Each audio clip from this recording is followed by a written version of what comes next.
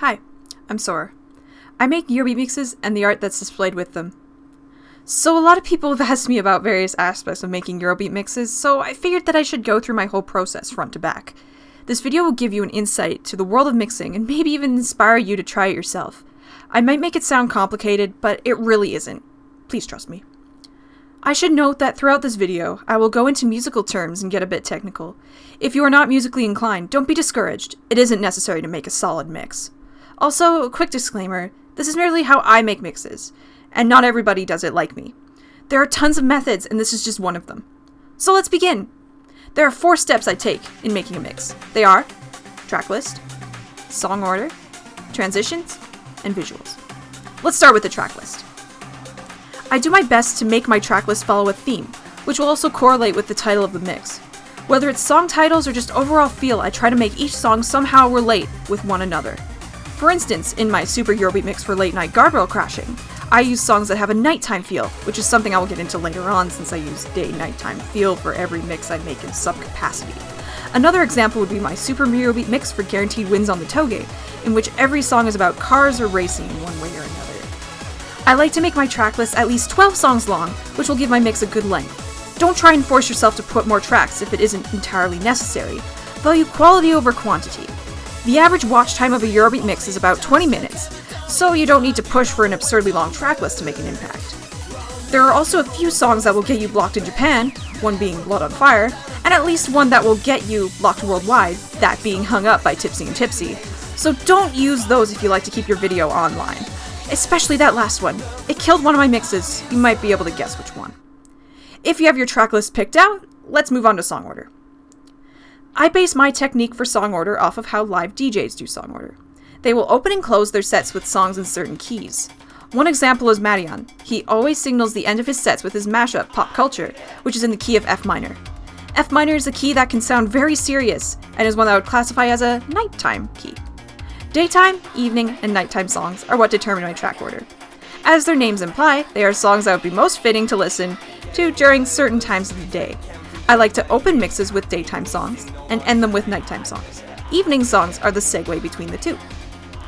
So what makes a daytime, evening, or nighttime song? Well, it's mostly determined by what key it's in. Some songs that are in G, A, or E minor I consider to be daytime songs because their sound is more bright, and if they were a soundtrack in a movie, it would be during a daytime scene. I only have 2 evening sounding keys, C and D minor. Both of these keys could really go either the daytime or nighttime route, hence why they are in between. Lastly, I consider F, F sharp, C sharp, B flat, and E flat minor to all be nighttime keys. They almost seem to sound darker, and they honestly feel more intense and would be a great setting for a nighttime toge battle.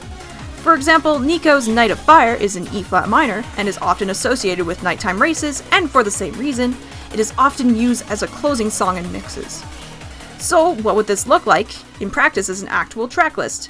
Take a look. For this example, I will be using my most popular mix, my super Eurobeat mix for killing your best friend on the toge. I open the mix with Back on the Rocks by Mega Energy Man, which is in a combination of D minor and G major. Both can be considered daytime keys, plus the opening of the song also makes a fantastic mix opener, hence why so many people have used it to open their mixes with. As the mix goes on, I go into more nighttime keys, such as C sharp minor for New Dirty Road, and E flat minor, Night Trip. I end the mix with Disconnected by HOTBLADE, which is in F sharp minor, a staple nighttime key. So your tracklist is done. Now it's time to make the actual mix. You can mix in whatever software allows it. Don't let anyone tell you otherwise. A lot of Eurobeat DJs just use Audacity for its simplicity and the fact that it's free. However, since I personally have roots in video editing, I use a video editor called DaVinci Resolve. It's free and does everything the big bads, i.e. Premiere, can. Resolve 15, the newest iteration, at this point anyway, this'll date things, even has an audio suite. Very cool. It's almost like they knew what I use their software for. Anyway, if you haven't already, make sure you have all of the songs you want to include. A lot of people are picky about audio quality, namely bitrate, and myself included. But honestly, YouTube is going to butcher it anyway, so if MP3s are all you have, then that's okay. Don't break your neck over trying to acquire FLAC files. Have fun and relax, dang it. Now it's mixing time. If you don't know your software, learn it. If you know it, fantastic. Drop your first song in and ready the others in whatever way works for you. It's time for every DJ's nightmare. Transitions. Good transitions are one that the audience may be able to predict but feel natural anyways. They shouldn't be forced. They should be seamless and keep the rhythm. For instance, if someone was listening to your mix while doing something else, they shouldn't be snapped out of their task just because you tried to go from Forever Love Me into Love for Money. I did that. How do you make a good transition? It's all subjective, so here are some tips. Count your beats. If you know music, you should also know about phrasing and such, but if you don't, well, basically every Eurobeat song has 4 beats in a measure, very standard. If you can count to 4, you're good. Don't force it. If this is your first mix, chances are you'll want to keep the energy and make it sound non-stop. Don't. If you listen to a live DJ set, there are breaks where things cool down for a bit. So if you can't make a non-stop transition work, don't feel any shame in just letting the song end and the next begin. Plus, some transitions just turn out better that way. Do what feels natural. This is basically don't force it, but differently. Still very important.